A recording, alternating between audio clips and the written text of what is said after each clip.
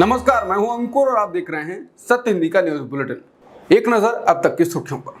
ऐसे समय में जब अमेरिका के अधिकतर मीडिया संगठनों ने किसी उम्मीदवार को एंडोर्स यानी समर्थन करने की वर्षों पुरानी अपनी परंपरा को तोड़ दिया है, वहीं न्यूयॉर्क टाइम्स सीना तान कर खड़ा है। न्यूयॉर्क टाइम्स के संपादकीय बोर्ड ने वोटिंग से ऐन पहले ट्रंप के लिए जो शब्द लिखे हैं वो किसी भी अमेरिकी की आंखें खोलने वाले हैं। न्यूयॉर्क टाइम्स के संपादकीय बोर्ड ने सिर्फ 112 शब्दों में ट्रंप की बखिया उधेड़ दी है। इसने ट्रंप को झूठा बताया, गरीबों व मध्यम वर्ग को तबाह करने वाला करार दिया, लोकतंत्र के लिए खतरनाक बताया और तानाशाही को बढ़ावा देने वाला बताया। इसने साफ लिखा है कि ट्रंप लोकतंत्र के लिए खतरा थे और वो आगे भी खतरा रहेंगे। इसने कहा है कि ट्रंप सरकार का इस्तेमाल विरोधियों के पीछे पड़ने के लिए करेंगे। अमेरिका में राष्ट्रपति चुनाव के लिए मतदान शुरू हो गया है। अमेरिकी राष्ट्रपति चुनाव के लिए पहला वोट न्यू हैम्पशायर में डाला गया। उपराष्ट्रपति कमला हैरिस और पूर्व राष्ट्रपति ट्रंप हर प्रत्याशी को जीत के लिए कम से कम 270 इलेक्टोरल वोट चाहिए। एरिजोना, जॉर्जिया, मिशिगन, नेवादा, उत्तरी कैरोलिना, पेंसिल्वेनिया और विस्कॉन्सिन जैसे स्विंग स्टेट इस जीत में महत्वपूर्ण भूमिका निभाने वाले हैं। अब कनाडा में रह रहा हिंदू भारतीय भी जाग गया है। हिंदू मंदिर पर हमले के बाद विवाद बढ़ गया है और हिंदुओं ने प्रदर्शन भी किया। इस बीच भीड़ के बीच एक भारतीय माइक पर बोल रहा है। वो वीडियो सोशल मीडिया पर वायरल हो रहा है। वो कहता है कि भारतीय सेना कनाडा आए और कनाडा पर धावा बोल दे। कुछ लोग तो सर्जिकल स्ट्राइक की बात तक कर रहे हैं। वरिष्ठ पत्रकार मुकेश कुमार ने लिखा है, ये भारतीय मेगाफोन पर चीख रहा है कि भारतीय सेना यहाँ कनाडा पर धावा बोले और भारतीय उस पर खुशी जता रहे हैं। आप समझ रहे हैं इसका क्या मतलब है? ये पूरी दुनिया में भारतीयों की जो छवि निर्मित कर रहे हैं उससे वो हर जगह तिरस्कृत, बहिष्कृत होंगे, उनके प्रति नफरत फैलेगी। खालिस्तानियों द्वारा हमले के एक दिन बाद ब्रैम्पटन में हिंदू सभा मंदिर के बाहर हजारों कनाडाई हिंदुओं ने एकजुटता दिखाते हुए मार्च निकाला। उधर उत्तरी अमेरिका में भी हिंदुओं के संगठन ने भी एकजुटता मार्च निकाला। हिंदू ग्रुप ने एक्स पर लिखा कि हिंदू मंदिरों पर बढ़ते बेशर्म हमलों के विरोध में 1000 से अधिक कनाडाई हिंदू ब्रैम्पटन में एकत्र हुए। दिवाली के दौरान कई कनाडाई हिंदू मंदिरों पर हमला हुआ। हम कनाडा से इस हिंदू फोबिया को रोकने के लिए अनुरोध करते हैं। भारत के विदेश मंत्री एस जयशंकर ने कनाडा के हिंदू सभा मंदिर में हुई घटना को बहुत चिंताजनक बताया। ऑस्ट्रेलिया के आधिकारिक दौरे पर गए एस जयशंकर से पूछा गया कि क्या इस तरह की घटना से भारत और कनाडा के बीच राजनयिक तनाव बढ़ सकता है। एस जयशंकर ने कहा कि कनाडा में हिंदू मंदिर पर जो कुछ हुआ वो जाहिर तौर पर काफी चिंताजनक है। हम ये भी उम्मीद करते हैं कि इस हिंसा में जो भी शामिल है उन्हें गिरफ्तार किया जाए। हमें कनाडा में रह रहे भारतीय नागरिकों के बचाव और सुरक्षा की बहुत चिंता है। बता दें, इस मामले पर भारत के प्रधानमंत्री ने भी सोशल मीडिया साइट एक्स पर एक पोस्ट के जरिए घटना की आलोचना की थी। उत्तर प्रदेश के मुख्यमंत्री योगी आदित्यनाथ ने झारखंड में हेमंत सोरेन सरकार पर जमकर निशाना साधा।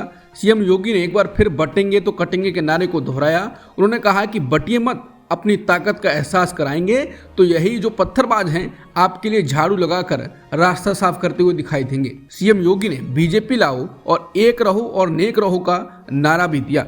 सीएम योगी ने कहा कि देश का इतिहास इसका गवाह है, जब भी हम जाति, क्षेत्र या भाषा के नाम पर बांटा गया है, हमें बेरहमी से काटा भी गया है। हम ये दोहराते हैं, जाति के नाम पर मत बंटो।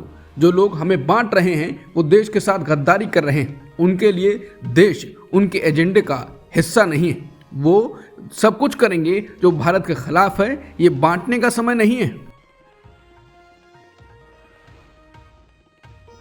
झारखंड चुनाव में कुछ ही दिन बचे हैं। ऐसे में सभी राजनीतिक पार्टियां लोगों को लुभाने में जुटी हैं। इसी क्रम में बीजेपी के बाद अब इंडिया ब्लॉक ने भी अपनी चुनावी गारंटी की घोषणा कर दी है। कांग्रेस अध्यक्ष मल्लिकार्जुन खड़गे और राज्य के मुख्यमंत्री और जेएमएम अध्यक्ष हेमंत सोरेन समेत इंडिया ब्लॉक के नेताओं ने अपना घोषणा पत्र जारी किया, जिसमें 7 गारंटियां दी गई हैं। इनमें महिलाओं को 2500 रुपये, गरीब परिवारों के लिए 450 रुपये में गैस सिलेंडर और 7 किलो राशन आदि शामिल हैं। 10 लाख युवक युवतियों को नौकरी एवं रोजगार उपलब्ध कराने का वादा भी किया गया है। साथ ही 15 लाख तक पारिवारिक स्वास्थ्य बीमा देने का वादा इस गारंटी के अंतर्गत किया गया है। उत्तर प्रदेश में योगी सरकार ने पुलिस महानिदेशक यानी डीजीपी की नियुक्ति को लेकर कैबिनेट में एक प्रस्ताव पास किया। इसके बाद अब डीजीपी के चयन के लिए यूपीएससी यानी संघ लोक सेवा आयोग को नाम भेजने की जरूरत नहीं होगी, राज्य खुद ही नाम तय कर सकेगा। बता दें कि उत्तर प्रदेश में डीजीपी की तैनाती लंबे समय से केंद्र और उत्तर प्रदेश सरकार के बीच विवाद का विषय बनती रही।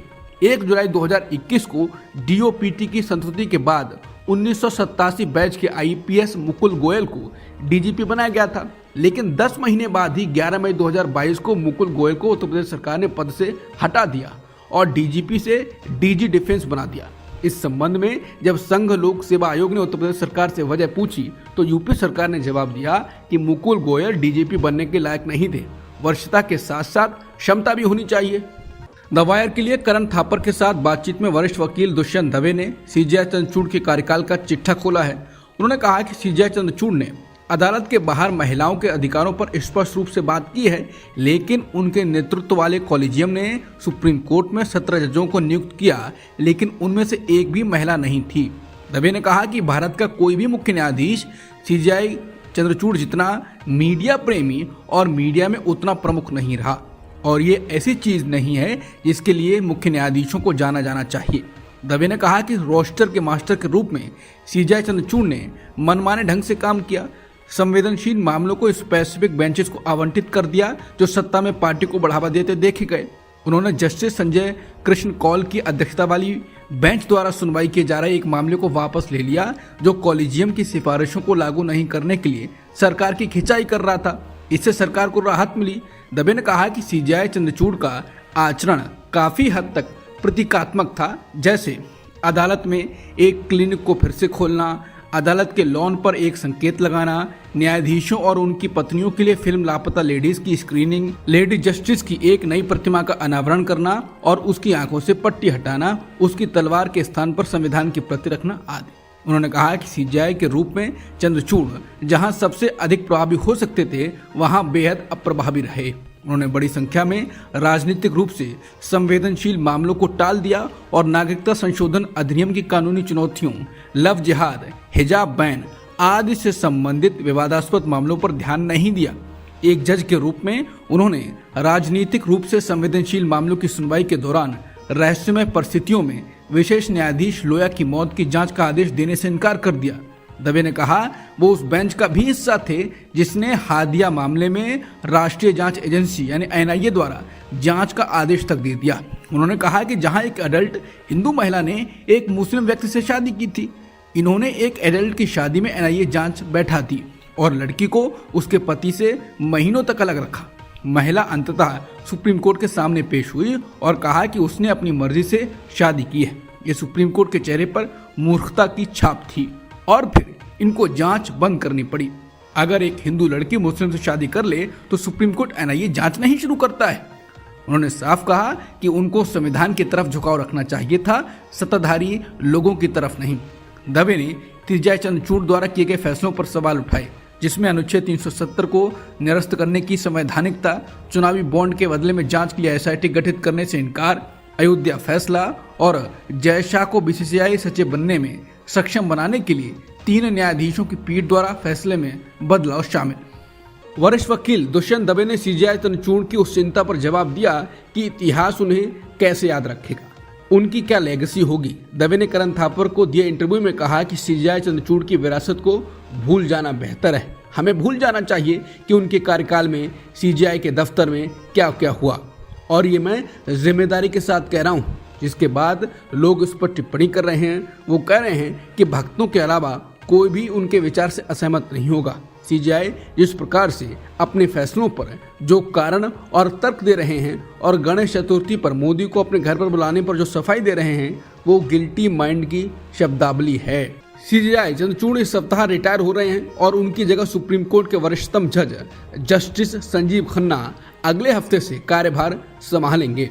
इस बीच सीजेआई के कार्यकाल का मूल्यांकन हो रहा है और सीजेआई निशाने पर भी हैं। फिलहाल इस बीच द वायर ने एक रिपोर्ट छापी है जिसमें बताया गया है कि कैसे इस अगस्त में कुछ वकीलों को वरिष्ठ अधिवक्ता यानी सीनियर एडवोकेट्स का दर्जा देने के संबंध में फुल कोर्ट मीटिंग में सीजेआई को कुछ अन्य जजों के विरोध का सामना करना पड़ा था और ये बातचीत तीखी बहस में बदल गई थी, आरोपों की झड़ी लग गई थी। जो न्यायालय में सीजेआई और उनके साथी वरिष्ठ जजों के बीच बेहद असामान्य घटना है। द वायर की रिपोर्ट में कहा गया है कि सूत्रों के मुताबिक 14 अगस्त को ही इस बैठक में एक वकील को वरिष्ठ अधिवक्ता बनाए जाने की संभावना पर चर्चा हो रही थी, जब 2 जजों ने इसका विरोध किया। उनका कहना था कि उक्त वकील ने जिरह के दौरान छोटे बयान देकर अदालत को गुमराह करने की कोशिश की थी। सीजेआई ने न्यायाधीशों को स्पष्टीकरण देते हुए मनाने का प्रयास किया, लेकिन बात नहीं बनी। सूत्रों ने द वायर को बताया कि जल्द ही ये बातचीत विवाद में बदल गई और उस स्तर तक पहुंच गई जहां सीजेआई ने एक जज से ये तक कह दिया कि वो ध्यान रखें कि वो देश के प्रधान न्यायाधीश से बात कर रहे हैं। बैठक में मौजूद एक जज ने द वायर को बताया कि मैं कई फुल कोर्ट मीटिंग में शामिल रहा हूं, जहां कई दफा मतभेद या अलग अलग राय सामने आती है, लेकिन ये पहली बार था जब मैंने किसी सीजेआई को इस तरह अपने पद की धौंस जमाते हुए देखा। वो शायद ये भूल गए कि वो पद में वरिष्ठ हैं, पर हमारे बॉस नहीं हैं। हम में से कई लोगों को लगता है कि उन्हें ऐसा नहीं करना चाहिए था।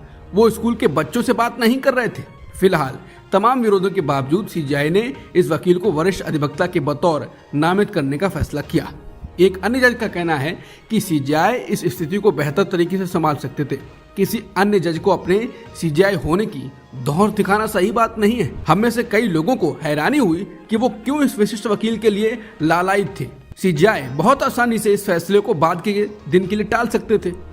क्या सरकार जिस किसी भी निजी संपत्ति को चाहे उसको कब्जा कर सकती है? कम से कम अब तो ऐसा नहीं होगा। सुप्रीम कोर्ट ने मंगलवार को ऐसा फैसला दिया। सुप्रीम कोर्ट की 9 जजों की बेंच ने एक ऐतिहासिक फैसला सुनाते हुए कहा कि हर निजी संपत्ति का सरकार अधिग्रहण नहीं कर सकती है। इस फैसले का असर नागरिकों के संपत्ति रखने के अधिकार पर पड़ा है। सरकार अब तक आम लोगों के हित में किसी भी निजी संपत्ति का अधिग्रहण करती रही थी। सुप्रीम कोर्ट ने मंगलवार को कहा कि संविधान के अनुच्छेद 39B के तहत हर निजी संपत्ति को सामुदायिक संपत्ति नहीं कह सकते। कुछ खास संसाधनों को ही सरकार सामुदायिक संसाधन मानकर इनका इस्तेमाल आम लोगों के हित में कर सकती है। 9 जजों की संविधान बेंच ने 1978 से लेकर अभी तक के सुप्रीम कोर्ट के कई फैसले पलट दिए हैं। पहले के फैसलों में कहा गया था कि सरकार आम लोगों की भलाई के लिए सभी निजी संपत्तियों को अपने कब्जे में ले सकती है। उत्तर प्रदेश मदरसा एक्ट को लेकर बड़ी खबर आई। सुप्रीम कोर्ट ने हाई कोर्ट के फैसले को खारिज कर दिया है। सुप्रीम कोर्ट ने कहा कि मदरसा एक्ट संविधान का उल्लंघन नहीं है। सुप्रीम कोर्ट ने साफ कहा कि यूपी मदरसा एक्ट संवैधानिक रूप से सही है। सुप्रीम कोर्ट ने कुछ प्रावधानों को छोड़कर उत्तर प्रदेश मदरसा शिक्षा बोर्ड अधिनियम 2004 की संवैधानिक वैधता को बरकरार रखा। बता दें, इलाहाबाद हाई कोर्ट की लखनऊ बेंच ने 22 मार्च को यूपी मदरसा बोर्ड एक्ट को असंवैधानिक बताया था। इसके बाद छात्रों का दाखिला सामान्य स्कूलों में करवाने का आदेश दिया गया था। हालांकि सुप्रीम कोर्ट ने 5 अप्रैल को हाई कोर्ट के फैसले पर रोक लगा दी थी। सुप्रीम कोर्ट के फैसले के बाद साफ हो गया है कि यूपी के मदरसे चलते रहेंगे। सुप्रीम कोर्ट ने कहा कि सरकार मदरसों में क्वालिटी एजुकेशन के लिए इसको रेगुलेट कर सकती है। भारत के मौजूदा चीफ जस्टिस दीवा चंद्रचूड़ ने कहा कि न्यायपालिका की स्वतंत्रता का मतलब ये नहीं है कि हमेशा सरकार के खिलाफ फैसला दिया जाए। इंडियन एक्सप्रेस के ग्रुप के एक कार्यक्रम में सीजेआई चंद्रचूड़ ने कहा कि कुछ प्रेशर ग्रुप हैं जो मीडिया का उपयोग करके अदालतों पर दबाव डालते हैं और अपने अनुकूल फैसले लेने की कोशिश करते हैं। उन्होंने न्यायपालिका की निष्पक्षता और पारदर्शिता को समझाते हुए कहा कि परंपरागत रूप से न्यायिक स्वतंत्रता को कार्यपालिका से स्वतंत्रता के रूप में परिभाषित किया गया था। न्यायपालिका की स्वतंत्रता का अर्थ अब भी सरकार के हस्तक्षेप से स्वतंत्रता है, लेकिन न्यायिक स्वतंत्रता के संदर्भ में ये एकमात्र चीज नहीं है। इंडियन एक्सप्रेस के कार्यक्रम में चंद्रचूड़ ने टिप्पणी की कि जब उन्होंने चुनावी बॉन्ड योजना को अमान्य कर दिया और केंद्र सरकार के खिलाफ फैसला सुनाया तो उन्हें बहुत स्वतंत्र कहा गया। चीफ जस्टिस ने कहा कि जब आप चुनावी बॉन्ड पर फैसला लेते हैं तो आप बहुत स्वतंत्र हो जाते हैं, लेकिन अगर फैसला सरकार के पक्ष में आता है तो आप स्वतंत्र नहीं हैं। लेकिन ये मेरी स्वतंत्रता की परिभाषा नहीं है। वहीं कई मामलों में अदालतों द्वारा जमानत न दिए जाने के मुद्दे पर सीजेआई ने कहा कि सीजेआई के रूप में उनके लिए ये गंभीर चिंता का विषय रहा, क्योंकि मैंने यही कहा था कि जमानत अपवाद के बजाय नियम है। वो संदेश ट्रायल कोर्ट तक नहीं पहुंचा है। वो जमानत देने में अभी भी आनाकानी कर रहे हैं। सीजेआई ने कहा कि मैंने हमेशा कहा है कि मैंने ए से जेड तक, अर्नब से लेकर जुबैर तक को जमानत दी है। यही मेरा दर्शन है। इंडियन एक्सप्रेस के खास कार्यक्रम एक्सप्रेस अड्डा में सीजेआई चंद्रचूड़ ने लोगों से जजों पर भरोसा करने का आग्रह किया। उन्होंने कहा कि न्यायपालिका और कार्यपालिका के बीच संवाद भले ही इनमें से कुछ आदान प्रदान सामाजिक सेटिंग्स में हो, अदालत के कामकाज की एक नियमित अनिवार्यता है। जैसा कि मैंने कहा कि डील इस तरह यानी ऐसी बातचीत के दौरान कभी नहीं की जाती है, तो कृपया हम पर भरोसा करें, हम यहाँ सौदेबाजी करने के लिए नहीं है। महापर्व कहे जाने वाला छठ की आज नहाय खाए के साथ शुरुआत होगी। छठ पूजा में स्वच्छता का पूरा ख्याल रखा जाता है। ऐसे में केंद्रीय मंत्री गिरिराज सिंह ने स्वच्छता को लेकर लोगों से अपील की। समाचार एजेंसी एनआई से बात करते हुए उन्होंने कहा कि इसकी पवित्रता को लेकर हमने बेगूसराय के बरौनी में हिंदू समाज के लिए छठ बाजार लगाने की व्यवस्था कई सालों से की है। छठ अनुशासन का पर्व है और ऐसे में दूसरे धर्म के लोगों पर भरोसा नहीं किया जा सकता। कोई थूक फेंक दे या मिलावट कर दे। वो आगे कहते हैं कि इसलिए मैं अपील करता हूं कि जो छठ पर्व को मनाते हैं, जो सनातन के छठ पर्व का सम्मान करते हैं, ऐसे ही लोगों के हाथ से छठ का सामान खरीदना चाहिए। एक्टर सलमान खान को फिर से जान से मारने की धमकी मिली है। हर बार की तरह इस बार भी ये धमकी लॉरेंस बिश्नोई के नाम से मिली। समाचार एजेंसी पीटीआई के मुताबिक मुंबई ट्रैफिक पुलिस को लॉरेंस बिश्नोई के नाम से एक धमकी भरा संदेश मिला। धमकी देने वाले ने दावा किया है कि वो लॉरेंस बिश्नोई का भाई है। धमकी भरे संदेश में सलमान खान से 5 करोड़ रुपए की मांग की गई है। इस मामले पर मुंबई पुलिस का कहना है कि अभिनेता सलमान खान को मिली धमकी के बाद वर्ली पुलिस थाने में मामले पर कार्रवाई की जा रही है। जिस नंबर से यह मैसेज आया है उसका पता लगाया जा रहा है। अब तक की सुर्खियों में इतना ही। बाकी खबरों के लिए बने रहिए सत्यहिंदी.com के साथ।